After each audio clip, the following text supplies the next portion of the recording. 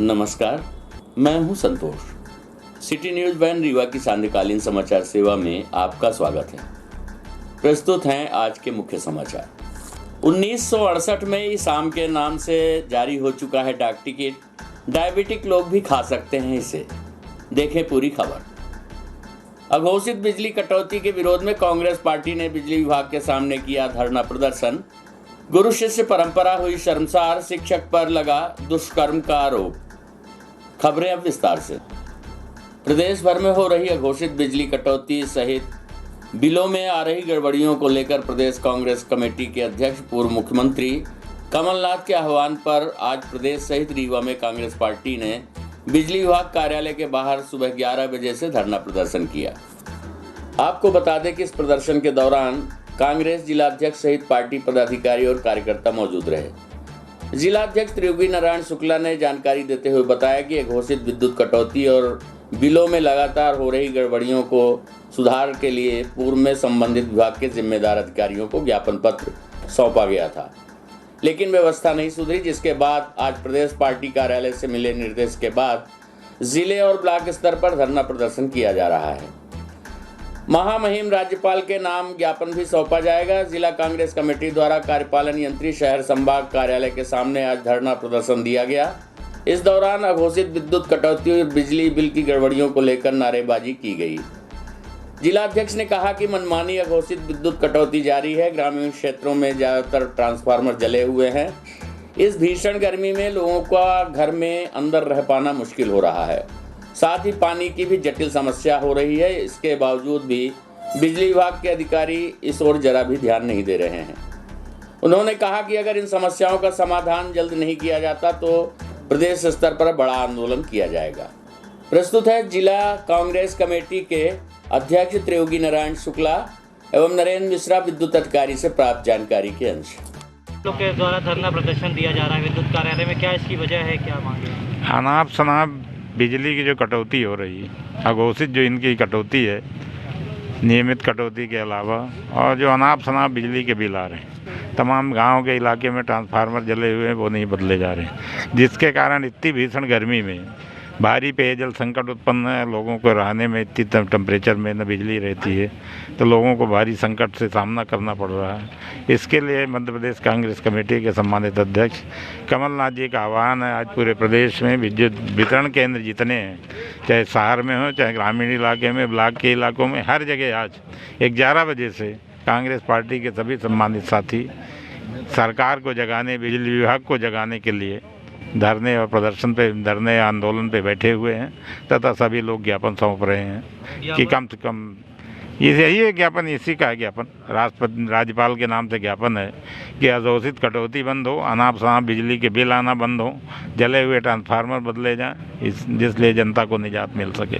मांगे अगर नहीं पूरी होती है फिर नहीं आगे पूरी होगी तो पूरे प्रदेश में बड़ा आंदोलन चलाया जाएगा। ग्रामीण इलाकों में ज़्यादा और ग्रामीण में भी बड़ी खराब है, शहर में भी खराब। ये कहा ही नहीं जा सकता कि कहाँ ज़्यादा है कहाँ कम है। इनके बस कहने को है, बात कुछ दूसरी करते हैं और ज़मीन में कुछ नहीं है। हम लोग भी गांव में भी रहते हैं, शहर के भी लोग हैं, सब लोग बैठे हैं। बिजली की समस्या से सब त्रसित, चाहे बिजली का बिल हो चाहे बिजली की घोषित कटौती हो। इसमें तो क्या, पहले तो शहर में कोई घोषित विद्युत कटौती है नहीं। जो भी है वो कहीं फॉल्ट आता है, उसके कारण विद्युत कटौती है। विद्युत कटौती भी उसको नहीं कह सकते, एक शटडाउन, अनप्लान्ड शटडाउन टाइप में हो जाता है वो। उसका कार्य करने के लिए अगर कहीं समय लगता है तो थोड़ा सा समय अपन को भी व्यतीत करना है, क्योंकि इतनी भारी गर्मी में हमारा लाइन कर्मचारी भी वहाँ खड़े होकर काम करता है, खंभे में भी चढ़ता है। तो हम लोग स्वयं चाहते हैं कि उसका जो समय हो कम से कम हो। दूसरा, इन्होंने ज्ञापन में माननीय ने दिया है कि विद्युत आपूर्ति है 24 घंटे। इसके लिए मैं अधीक्षण यंत्री महोदय को सूचित कर दूँ, चूँकि आज वो शहर से बाहर हैं। ट्रांसफार्मर फेल की समस्या जो ग्रामीण क्षेत्रों में है, तो मैं अपने साथियों को जो ग्रामीण क्षेत्र के कार्यपालन अभियंता उनको सूचित करवा दूंगा इसमें। और जाओ आपका बिजली बिल लेके है तो बिजली बिल लेके शहर में तो उनका सुधार कार्य है। और इस बार मीटर रीडिंग भी कुछ चेंज करके अपन प्रयास करते हैं कि उनके निराकरण किया जा सके। बाकी तो ठीक है। ये किए हैं अभी ग्रामीण का लगातार एक निश्चित समय एक पर मिनट बिजली का इसको सुन गोल लगवा होना, क्या दीजिए ये जला कटौती माना जाता है क्या? एक निश्चित समय आजकल कहीं कोई बिजली कटौती का है नहीं, शहर में तो कुछ नहीं है। मिश्रा जी जी, जिस समय यूं तो देश भर में कई तरह के आम पाए जाते हैं, लेकिन रीवा की पहचान कहे जाने वाले फलों के राजा सुंदरजा आम का स्वाद न केवल देश बल्कि विदेशों में भी खूब लोकप्रिय है। इसकी खासियत ये है कि जैसा इसका नाम है वैसा ही ये दिखता भी है। आपको बता दें कि सुंदरजा दूसरे आमों से कहीं अधिक स्वादिष्ट भी होता है। वर्ष 1968 में इसके नाम से डाक टिकट भी जारी किया गया था। इस आम की एक खासियत ये भी है कि इसको डायबिटीज के मरीज भी खा सकते हैं, जो अपनी खुशबू से पहचाना जाता है।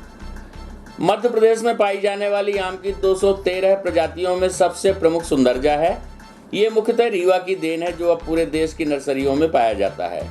दिल्ली, मुंबई, चेन्नई, कलकत्ता, पाकिस्तान, इंग्लैंड, अमेरिका सहित अरब देशों में सुंदरजा अपनी खासियत के चलते आम प्रेमियों को लुभाता है।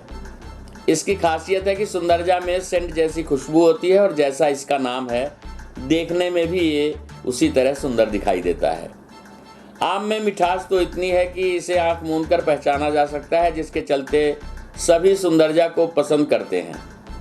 वर्ष 1968 में इसके नाम से डाक टिकट भी जारी हुआ था। सुंदरजा में कई तरह के गुण पाए जाते हैं, इसलिए इसे आम की प्रजातियों में सबसे बेहतर माना जाता है। डायबिटीज के मरीज भी इस आम का स्वाद उठा सकते हैं और कई दिनों तक इसे रखा जा सकता है। सुंदरजा विश्व का एक ऐसा आम है जिसे डॉक्टर डायबिटीज के मरीजों को खाने की सलाह भी देते हैं। सुंदरजा आम अपनी इस खासियत को लेकर समूचे देश सहित विश्व के अन्य देशों में भी विख्यात है। इसकी मिठास कोयल की मीठी वाणी से भी ज़्यादा मधुर है, जिसकी वजह से बाजारों में इसकी मांग भी रहती है। ये अपनी खासियत के चलते काफ़ी लोकप्रिय है, जो थोड़ा महंगे दामों में बिकता है। सुंदरजा के एक छोटे से पेड़ में 100 से 125 किलो की पैदावार होती है और एक आम का वजन कम से कम 200 ग्राम होता है। सुंदरजा के पौधे राजघराने की देन है। सुंदरजा किस्म का आम महाराजाओं की खास पसंद में शामिल रहा है, जिसकी मांग अब विदेशों तक में है। रीवा के कुठुलिया अनुसंधान केंद्र और गोविंदगढ़ में सुंदरजा के काफ़ी पौधे मौजूद हैं। हालांकि इस बार मौसम की मार के चलते फल कम हो रहे हैं, इसलिए आम प्रेमियों को आम का लुत्फ उठाने के लिए इसे महंगे दामों पर खरीदना पड़ रहा है। आइए सुनते हैं आम विशेषज्ञ राम लखन जलेश से प्राप्त जानकारी के अंश। ये फल अनुसंधान कुठुलिया फार्म मध्य प्रदेश शासन का है और एजी कॉलेज के नाम से जाना जाता है। और यहाँ आम की कम से कम सैकड़ों वैरायटी लगी हुई है, जिसमें सुंदरजा सबसे फेमस आम, रीवा का जो मशहूर आम है जो विदेशों में जाता है, उस आम की यहाँ वैरायटी है। इस साल आम कम है और लेकिन जो कुछ भी बचा है ज़्यादातर तो उसको बचाने में किसान लोग सब लोग लगे हैं जी जान से। और सुंदरजा की यही खासियत है कि ये आम बहुत दिन तक टिकाऊ रहता है और सुर्ख पीला होता है। उसके साथ साथ इसमें एक मधुमक्खी टाइप का रोग भी लगता है जो बरसात होने पर, लेकिन इसके पहले अपन तोड़ लेते हैं इसको। और इसमें शुगर फ्री जिसको है वो आम यही है, जिसको अगर शुगर है तो वो आम ये खा सकता है। इसमें 5% से कम की शक्कर की मात्रा पाई जाती है और ये अपने मध्य प्रदेश में रीवा बिंद में ज़्यादातर इसका है। कहाँ कहाँ जाता है ये आम? ये आम अब जो विदेश में बहुत गए आम, कई बार विदेश, 2 ही आम विदेश गए। एक तो लॉकडाउन, जिसको 3 साल पहले मोदी जी ने जर्दालू का नाम लॉकडाउन किया, वो जाता है सुर्ख पीला होने के कारण, टिकाऊ होने के कारण। और सुंदरजा, 2 आम बाहर इसमें बहुत जाते हैं। आम के नाम से टिकट भी? हाँ, एक सुंदरजा के नाम से एक टिकट जारी हुआ था 1968 में। सुंदरजा नाम इंदिरा गांधी ने किया था और मार्तन सिंह महाराज ने इसको दिल्ली में भिजवाया था। कितने महंगे दामों में बिकता है ये? अरे इस साल तो बहुत महंगे दाम में बगीचे भी हैं और फल ख़त्म हो गए। अब इसका रेट अब तय होगा और ये ज़्यादा से ज़्यादा महंगा बिकने वाला आम है, लेकिन टिकाऊ आम है ये। इस बार कम है आम की? हाँ, इस बार फसल आम की पूरे मध्य प्रदेश में कम है और ये मध्य प्रदेश का इकलौता जो सैकड़ों वैरायटी वाला फल अनुसंधान केंद्र कुठुलिया है। यहाँ कुछ आम हैं। आजाद अध्यापक शिक्षक संघ का आमरण अनशन शुरू। 2 की बिगड़ी तबीयत चिकित्सकों की टीम धरना स्थल पर पहुंची। सांसद जनार्दन मिश्र ने भी संघ के पदाधिकारियों से की चर्चा। आपको बता दें कि आजाद अध्यापक शिक्षक संघ रीवा के बैनर तले 45 डिग्री तापमान होने के बावजूद 11 मई से अनवरत अनशन जारी है। आपको बता दें कि रीवा जिले के पात्रता समिति द्वारा अध्यापक संवर्ग को जवा के 336 सहित अन्य ब्लॉकों के 511 सहायक अध्यापकों का लोकायुक्त प्रकरण लिखकर राज्य शिक्षा सेवा अंतर्गत नियुक्ति से लंबित रखा गया है, जबकि किसी भी अध्यापक के विरुद्ध लोकायुक्त कार्यालय द्वारा प्रस्तुत चालान में आरोपी नहीं बनाया गया है। फिर भी जिले के अधिकारियों द्वारा इन्हें हर माह नुकसान उठाना पड़ रहा है। उक्त जानकारी देते हुए प्रांतीय अध्यक्ष ने बताया कि इन कर्मचारियों के ऊपर न तो न्यायालय द्वारा और न ही लोकायुक्त कार्यालय से किसी प्रकार का दोषी इन्हें बनाया गया है। फिर भी पात्रता समिति की अधर्मिता के चलते संविलियन रोका गया है, जो न्याय संगत नहीं है। वहीं शासन प्रशासन से किसी प्रकार के सहयोग न मिलने पर अब पदाधिकारियों ने आमरण अनशन का रास्ता अपनाया है। इसको लेकर 2 शिक्षकों की तबीयत भी खराब हो गई थी। इसके बाद धरना स्थल पर चिकित्सक दल पहुंचा और वहां इस दौरान सांसद जनार्दन मिश्र ने भी अध्यापक संघ के धरने को सही बताया तथा शासन प्रशासन स्तर पर पक्ष रखने की बात कही है। प्रस्तुत है संगठन के प्रांतीय अध्यक्ष एवं सांसद जनार्दन मिश्र से प्राप्त जानकारी के अंश। क्या मुख्य वजह है इसकी, क्या मांगे आप? आज़ाद अध्यापक शिक्षक संघ द्वारा विगत 11 मई से मध्य प्रदेश के तमाम जो भी अध्यापक संवर्ग था उनको 1 जुलाई 18 से शिक्षक संवर्ग में शामिल करने की प्रक्रिया प्रारंभ की गई। 4 वर्ष बीत गए, लेकिन रीवा जिले में लगभग, और सतना जिले में भी हैं, लेकिन रीवा जिले में लगभग 1200 ऐसे अध्यापक संवर्ग हैं जिनको अभी तक 4 साल में शिक्षक संवर्ग में शामिल नहीं किया गया। इनका कहना है कि ये लोकायुक्त प्रकरण में इनका नाम शामिल है, जबकि किसी को भी आरोपी सिद्ध नहीं किया गया। पहले भी इनको छानबीन समिति के माध्यम से इनके डॉक्यूमेंट चेक किए गए। इनको 2007 में अध्यापक बनाया गया। हमारा शासन प्रशासन से कल भी हमारी डीओ और यहाँ के सीईओ जो है जिनसे मुलाकात हुई, चर्चा हुई। आज के लिए उन्होंने बोला है कि यहाँ पर आएंगे, अभी चर्चा करेंगे, और 1 दिन पहले डीओ आए थे। लेकिन इनके द्वारा अभी भी कोई ऐसा निर्णय नहीं लिया गया है जो हमारे अध्यापक संवर्ग के हितार्थ हो, और ये कार्य करने के लिए तैयार नहीं है। ऐसी स्थिति में हमारा आज जो निर्णय होगा, यदि आज हम प्रशासन को देख रहे हैं, अभी हमारी डीपीआई में भी संचालक महोदय के द्विवेदी जी से भी चर्चा हुई है, उन्होंने भी सीईओ और डीओ से चर्चा की है। यदि आज ठोस निर्णय शासन प्रशासन द्वारा नहीं लिया जाता है तो हम अध्यापकों के लिए सबको सैकड़ों की तादाद में आमरण अनशन के लिए कल से बैठने के लिए तैयार रहेंगे। 2-3 लोगों की तबीयत भी खराब हो गई है। हाँ, हमारे जो साथी हैं उनकी तबीयत खराब हुई है और ये गंभीर मामला है। सारे लोगों में आक्रोश हो रहा है, और यदि इनके साथ में किसी प्रकार की अप्रिय कोई घटनाएं होती हैं तो शासन प्रशासन यहाँ का उग्र आंदोलन को संभाल नहीं पाएगा। भरत पटेल, प्रांत अध्यक्ष, आज़ाद अध्यापक शिक्षक संघ। और ये सब हमारे आदरणीय हैं, शिक्षक हैं और समाज के रचनाकार हैं। तो सबसे पहले तो मैं इन सब का आदर करने के लिए, अभिनंदन करने के लिए, गुरुजनों की प्रतिष्ठा समाज से जुड़ी हुई प्रतिष्ठा है, और हमारा भी निर्माण किसी गुरु ने ही किया है। तो गुरु हमेशा पूजनीय है हमारे लिए, शिक्षक पूजनीय है, इसलिए वो उनकी समस्याओं के जो भी समस्याएं हैं उनके लिए यहाँ पर वो एकत्रित हुए हैं, लगातार बैठ रहे हैं। तो अपना एक आदर व्यक्त करने, उनके प्रति आदर व्यक्त करने के लिए मैं यहाँ पर आया हूँ। बाकी कल और आज आज़ाद अध्यापक संघ के प्रतिनिधिगण हमसे मिले थे और उन्होंने अपनी समस्याएं बताई हैं। हाई कोर्ट का आर्डर और दूसरे जो बिंदु हैं उन पर मैंने चर्चा की है अधिकारियों से, सरकारी प्रशासनिक स्तर पर और राज्य स्तर पर। जो भी संभव होगा मैं इनके समर्थन में, इनकी समस्या के निराकरण में प्रयास कर रहा हूँ और करूँगा।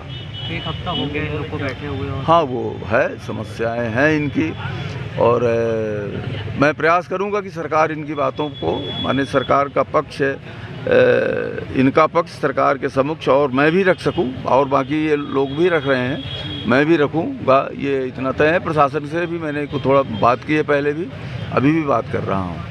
रीवा में एक बार फिर शिक्षा के मंदिर में गुरु और शिष्य का रिश्ता शर्मसार होने का मामला सामने आया है। एक नाबालिग छात्रा ने अपने ही शिक्षक पर दुष्कर्म किए जाने का आरोप लगाया है। आपको बता दें कि पीड़ित छात्रा का आरोप है कि शिक्षक ने उसे अपने जाल में फंसाकर पहले तो शादी का झांसा दिया और फिर उसके साथ दुष्कर्म करता रहा, और जब छात्रा ने शादी की बात रखी तो शिक्षक अपने वादे से मुकर गया। मामले में छात्रा ने परिजनों के साथ महिला थाने पहुंचकर आरोपी शिक्षक के विरुद्ध शिकायत दर्ज कराई है।